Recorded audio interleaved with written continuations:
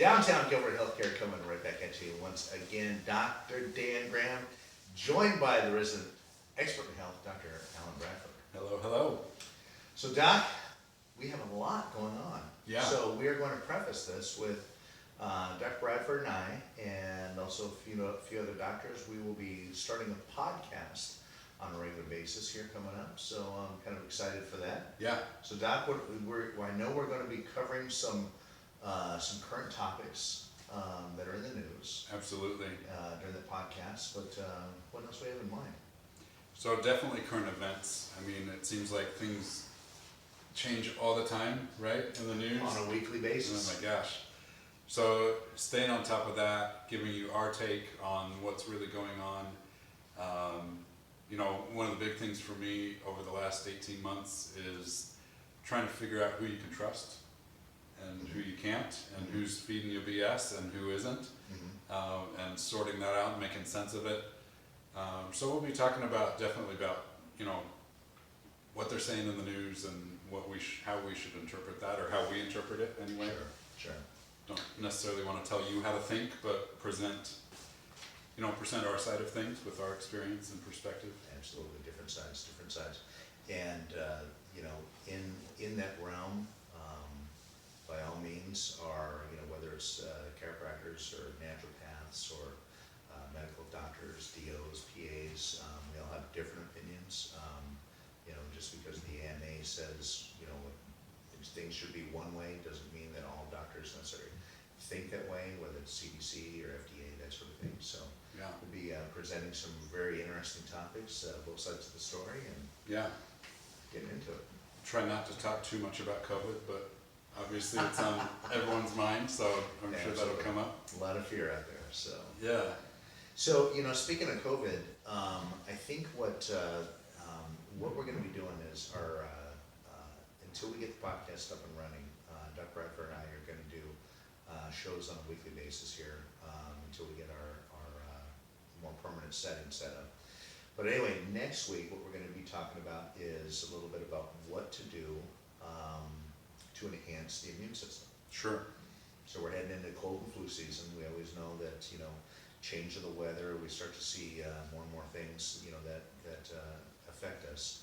And as a chiropractor, as a naturopath, we always see that we have time frames throughout the year that we have to kind of, one, keep our baseline health in check and ready to go, but also during these cold seasons, flu seasons, COVID season, virus season, what we kind of do in order to prepare ourselves, our family, and especially with you and I that are in constant contact with people that are sick. Right. Yeah, and so for me, a big one like that, a big season, I guess you could say, is like when the kids go back to school.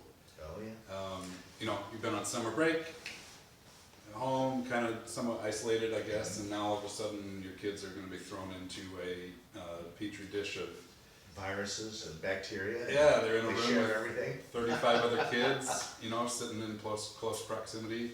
In Arizona here, our governor just recently signed into law, like preventing mask mandates and all that. So obviously your kids are going to be, living normal life, exposed to things if they're in-person school. So, so how can you prepare your kids? Because they're going to come home and expose you to things too. So how do you not live in fear but prepare yourself and give the body what it needs so that it can function?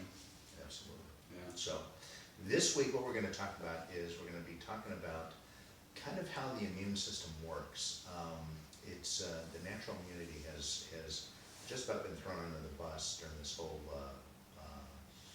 pandemic time frame, and I think what we need to do is start at a baseline of how the immune system works, how do we keep it strong, how Dr. Bradford worked in a COVID clinic for quite a while and was exposed on a daily basis to patients that had COVID. I've been exposed to COVID on a weekly basis, and I've had people cough in my face and that had COVID and they didn't know it yet, and they call up after they got a test, so, Doc, I have COVID.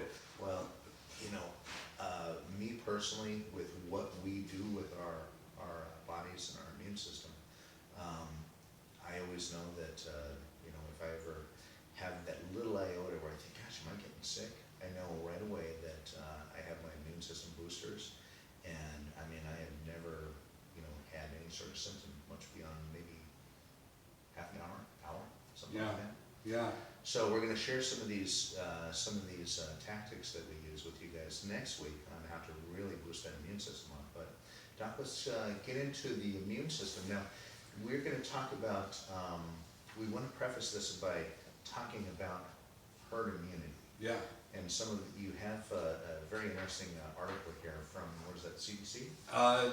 Yeah, so this was, I can't remember where I pulled this, but this article was talking about the value and kind of the magic of natural immunity. Yes. And how that's largely been ignored throughout this whole thing. And one of the main talking points that we've heard from the beginning of all this is that your natural immunity to this particular virus, SARS-CoV-2 infection, which then causes COVID-19 is the symptomatic presentation of it, that your natural immunity maybe doesn't last very long, that it's not very strong, that it'll go away and you can get infected. And it's really not the case. And so natural immunity, your body's innate immune system, it's your body's ability to fight off infection. Even the definition of it, according to the World Health Organization, they changed it on their website back in the fall. So this is reading just directly from a screenshot because you can't see it on their website anymore. Okay, so here's the website from June 9th, 2020. Okay. This is from an archive, So, web archive. You can right. get like what it used to say. It's a little over a year ago. A little over a year ago. Herd immunity is the indirect protection from an infectious disease that happens when a population is immune, either through vaccination or immunity developed through previous infection. Okay. So both, Right. right? Correct. We can get immunity through vaccination, at least that's the theory, or we can develop a natural infection and become immune that way. This is what it says now on their website. Herd immunity, also known as population immunity, is a concept used for vaccination, in which a population can be protected from a certain virus if a threshold of vaccination is reached. Herd immunity is achieved by protecting people from the virus, not by exposing them to it. Interesting. So, herd immunity doesn't even count natural immunity anymore, which it has for the last 100 or so years. I mean, what it comes down to is, yeah, they're flipping the script. They're changing it. They're saying that herd immunity is no longer a biological phenomenon, which it is. It happens. People get exposed. As more and more people get exposed, that offers protection. Now, herd immunity, according to the World Health Organization, is only achieved through vaccination. That's fascinating.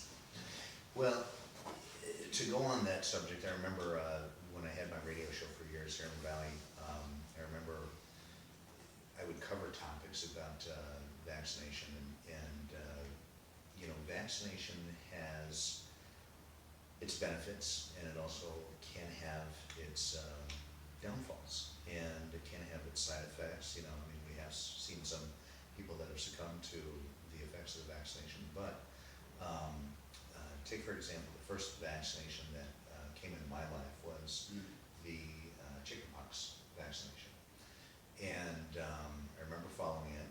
And back in the day, when a neighborhood kid would come down with chickenpox, then all the mothers would know, hey, Johnny got chickenpox, so you're going to go play with it. And what that would invoke is the body's natural immunity in order to fight the varicocele virus off.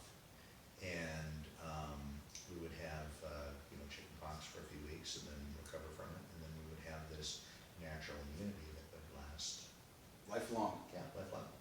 So the first vaccination that I really kind of saw, developed in my lifetime was the chickenpox vaccination, and As time went on, what we saw was that the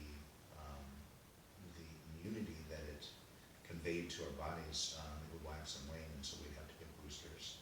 And what was interesting is as time went on, we also saw, such side effects like, we saw a much higher rate of shingles in people that would have the chickenpox vaccination versus just the natural immunity. Yeah. Now, when my wife had, when we were having kids and she had to get tested, all of that, the vaccinations that we got pumped full of when I was in elementary school, they talked about, MMR and rubella and pertussis and all of this other stuff. Yeah.